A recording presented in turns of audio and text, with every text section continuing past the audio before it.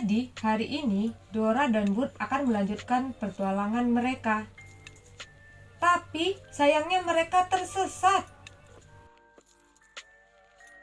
Siapa yang kita minta bantuan kalau kita tidak tahu harus kemana? Ya, peta, katakan peta. Apakah kalian tahu cara membaca peta? Hello, I'm Miss Herlina. I'm here because I love to give presentation about pemahaman lokasi melalui peta. Nah, jadi Ibu akan menjelaskan kepada anak-anak Ibu semua tentang bagaimana cara memahami lokasi melalui peta. Untuk pertama kali, Ibu akan menjelaskan tentang apa yang dimaksud dengan peta. Nah, peta adalah gambaran permukaan bumi pada suatu bidang datar dan diperkecil dengan menggunakan skala. Nah, bagaimana ya memperoleh informasi dari sebuah peta? Nah, untuk itu kita harus mengenal komponen-komponen dari peta tersebut. Nah, berikut akan Ibu jelaskan satu-satu tentang komponen dari peta tersebut. Yang pertama adalah judul peta. Nah, judul peta menunjukkan isi suatu peta. Sebagai contoh, judul sebuah peta, peta persebaran SDA di Indonesia. Berarti isi dari peta tersebut adalah bagaimana penyebaran SDA di Indonesia. Contohnya, ini adalah peta persebaran sumber daya alam di Indonesia. Nah, ini yang Ibu tunjukkan ini menunjukkan judul peta. Kemudian, yang kedua komponen dari peta itu adalah skala peta. Nah, yang dimaksud dengan skala peta adalah menunjukkan perbandingan antara jarak di peta dengan jarak sesungguhnya. Nah, skala peta itu terbagi dua, skala angka dan skala garis. Nah, yang dimaksud dengan skala angka adalah skala yang berwujud perbandingan angka. Misalnya, 1:1 juta. Apabila di belakang angka ini tidak disebutkan satuannya, maka satuan yang dipakai itu adalah sentimeter. Jadi, maksud skala 1:1 juta itu adalah setiap 1 cm di peta sama dengan 1 juta cm jarak sesungguhnya. Kemudian yang kedua adalah skala garis. Nah, yang maksud dengan skala garis adalah skala yang berbentuk garis dengan ukuran tertentu. Nah, seperti pada gambar ini ya. Nah, kalau seperti dalam gambar ini skala garis dibuatkan skala angkanya itu menjadi 1:500.000. Kenapa 500.000? Karena 5 km dijadikan cm menjadi 500.000 km. Nah, itu yang maksud dengan skala peta. Terus, selanjutnya adalah orientasi utara. Yang dimaksud dengan orientasi utara adalah bentuk orientasi ditunjukkan oleh simbol berbentuk panah dengan bentuk yang bervariasi. Nah, seperti pada gambar berikut, ini dia contoh-contoh dari orientasi utara, di mana di orientasi utara ini ada penanda utara, barat, selatan, dan timur. Kemudian kita lanjut simbol peta. Nah, simbol peta ada 4. Yang pertama simbol titik, yang kedua simbol garis, yang ketiga simbol warna, yang keempat simbol area. Kita lihat satu-satu ya. Pertama, simbol titik. Nah, ini seperti yang nampak pada slide, contoh-contoh dari simbol titik. Yang pertama ini adalah ibu kota negara. Terus yang kedua ini adalah ibu kota provinsi. Terus nih yang ketiga ibu kota kabupaten atau kota. Nah, lingkaran ini itu adalah maksudnya kecamatan atau kota lain. Nah, gambar berbentuk jangkar itu maksudnya pelabuhan. Nah, berbentuk pesawat terbang ini ya itu lambang dari bandar udara. Terus segitiga warna hitam itu gunung api tidak aktif, dan segitiga warna merah itu gunung berapi. Itu contoh dari simbol titik ya anak-anak ya. Terus kita lanjut simbol garis. Nah, macam-macam dari simbol garis. Ini dia ya, yang pertama itu adalah sungai yang bercabang ya. Kemudian yang kedua adalah jalan raya. Nah, yang ketiga, di garis lurus ini adalah jalan lain ke desa. Kemudian kalau berupa garis putus-putus itu adalah batas. Yang pertama batas negara, yang kedua batas provinsi, yang ketiga adalah batas daerah. Terus kita lihat lagi simbol warna. Nah, ini macam-macam dari warna yang biasanya terdapat pada peta. Yang pertama nih warna hijau, itu menunjukkan dataran rendah ya, yang ketinggiannya itu adalah 0 sampai 100 meter. Sampai terus berwarna hampir kecoklatan itu sudah merupakan dataran tinggi. Nah, warna coklat empekat ini adalah daerah pegunungan. Kemudian warna biru itu adalah perairan. Nah, kalau birunya itu biru muda, itu menandakan lautnya adalah laut dangkal. Kemudian kalau birunya biru tua, sangat tua, itu menandakan lautnya adalah laut dalam. Itu simbol warna ya anak-anak ya.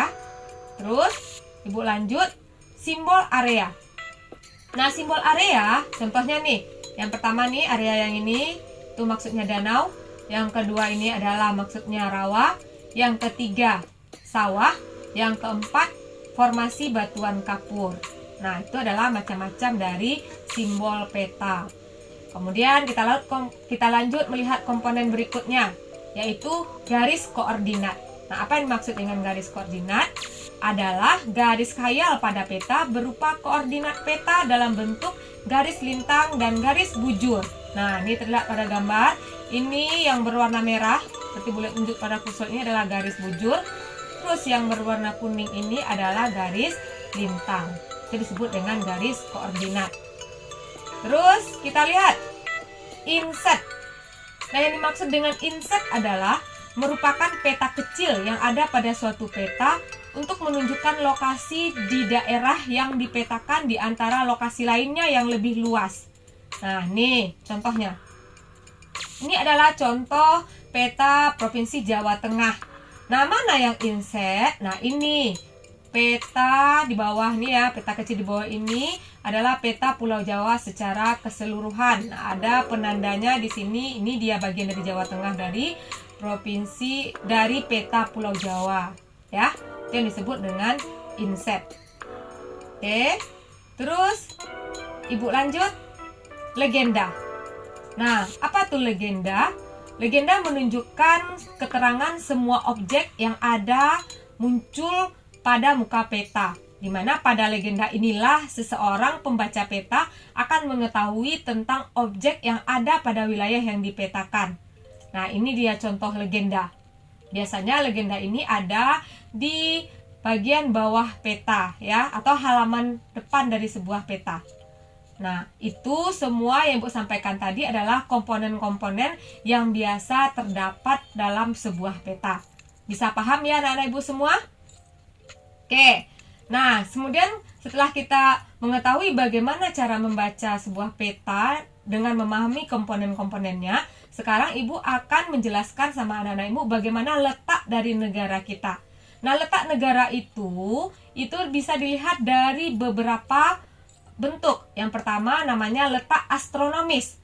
Nah, yang dimaksud dengan letak astronomis adalah letak suatu wilayah berdasarkan garis lintang dan garis bujur. Ayo, ada yang tahu nggak apa itu garis lintang dan garis bujur? Nah, mari kita lihat satu-satu. Garis lintang adalah sebuah garis khayal yang digunakan untuk menentukan lokasi di bumi terhadap garis khatulistiwa. Nah, ini dia yang garis khatulistiwa ya. Yaitu lintangannya adalah lintang utara dan yang di bawah ini adalah lintang selatan. Jadi kelompok garis yang berada di sebelah selatan garis khatulistiwa yang Ibu tunjukkan ini itu disebut dengan lintang selatan. Sementara kelompok garis yang berada di atas daerah di sebelah utara khatulistiwa itu disebut dengan lintang utara. Nah, garis lintang yang tepat berada pada garis khatulistiwa itu disebut 0 derajat. Oke, kemudian kita lihat garis bujur. Nah, garis bujur adalah garis khayal yang ditarik dari kutub utara hingga ke kutub selatan untuk menentukan lokasi di bumi pada globe atau peta. Garis bujur atau meridian menghubungkan kutub utara dan kutub selatan. Nah, ini dia yang disebut dengan garis bujur. Ya. Garis bujur utama atau bujur 0 melalui kota Greenwich di Inggris. Ya. Garis bujur yang terletak sebelah timur dari Greenwich itu disebut dengan bujur timur. Sementara yang terletak di sebelah barat dari Greenwich disebut dengan bujur barat. Nah, garis bujur timur itu dimulai dari 0 derajat bujur timur sampai 180 derajat bujur timur. Sementara garis bujur barat dimulai dari 0 derajat bujur barat sampai 180 derajat bujur barat. Ya, bisa paham ya anak-anak ibu ya? Oke, terus nah sekarang kita lihat bagaimanakah letak astronomis Indonesia. Nah ini bisa anak-anak ibu lihat, ini adalah peta Indonesia. Nah kalau ditarik garis lintang dan garis bujurnya, letak astronomis Indonesia itu adalah 6 derajat lintang utara sampai 11 derajat lintang selatan. Kemudian berada di garis bujurnya 95 derajat bujur timur sampai 141 derajat bujur timur. Jadi negara Indonesia ini berada di sebelah timur kota Greenwich, ya. Oke, paham letak astronomis Indonesia? Kemudian yang kedua, letak geografis. Apa itu letak geografis? Adalah letak suatu daerah dilihat dari kenyataannya di bumi atau posisi daerah itu pada pola bumi dibandingkan dengan posisi daerah lain. Nah, bagaimana letak geografis Indonesia? Bisa kita lihat pada slide ibu ini. Ini peta Indonesia ya.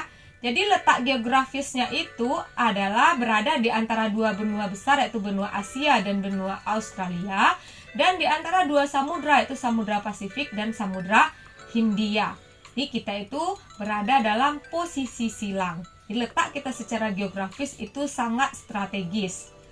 Oke, terus kita lihat letak suatu negara itu yang ketiga itu letak geologi namanya. Nah, apa pula ini maksudnya? Letak geologi adalah letak suatu wilayah berdasarkan penyusun batuannya. Nah, bagaimana keadaan geologi Indonesia? Yang pertama, Indonesia itu dilalui oleh dua jalur pegunungan, yaitu Sirkum Mediterania berwarna merah. Nih, seperti ibu tunjukkan ini, masuk ke Indonesia melalui Sumatera. Kemudian Sirkum Pasifik, ya, dia masuk ke Indonesia dari Pulau Sulawesi. Nah, jadi ini Indonesia berarti dilalui oleh dua jalur pegunungan aktif. Makanya di Indonesia banyak sekali terdapat gunung api. Itu keadaan geologi Indonesia yang pertama. Kemudian keadaan geologi Indonesia yang kedua, Indonesia itu merupakan wilayah pertemuan tiga lempeng besar, yaitu pertama lempeng Eurasia, lempeng Pasifik, dan lempeng Indo-Australia. Nah, ini mengakibatkan kita sering terjadi gempa bumi. Jadi, letak suatu negara itu bisa dilihat dari secara astronomis, kemudian secara geografis, dan secara geologis.